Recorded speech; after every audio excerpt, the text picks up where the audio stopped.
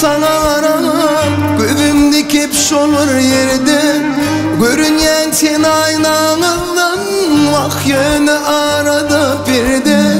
Yaradan beni duşurmalı, seni bana koşurmalı. Sana uğrayın bakışlar mı, kara gözün anşırmalı. Seni taşından süyen, duydurup bilmem kıyyen, kalbimde aşkın derdi, gün günden olguycan yar.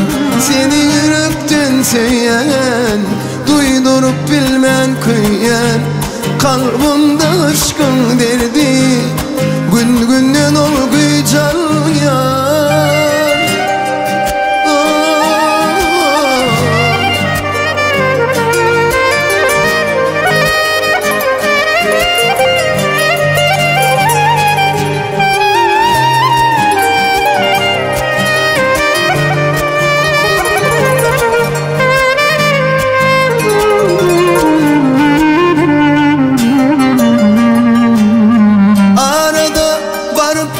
Toyu dinledin aydım aydamda, seni görüp vakyaladım ben, üşüdüm ayda aydamda.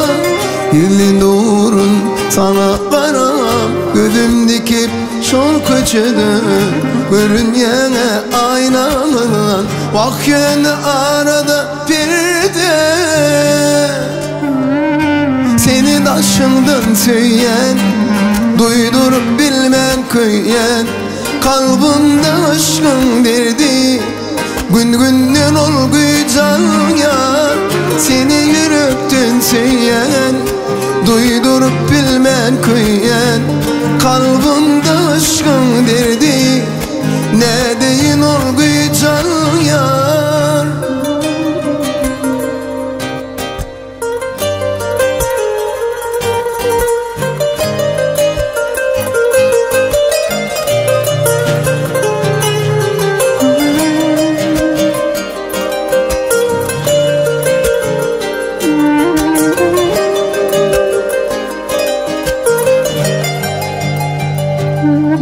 Seni taşından söyleyen, duydurup bilmem kıyyen, kalbimde aşkın derdi, gün günden olguycan yar.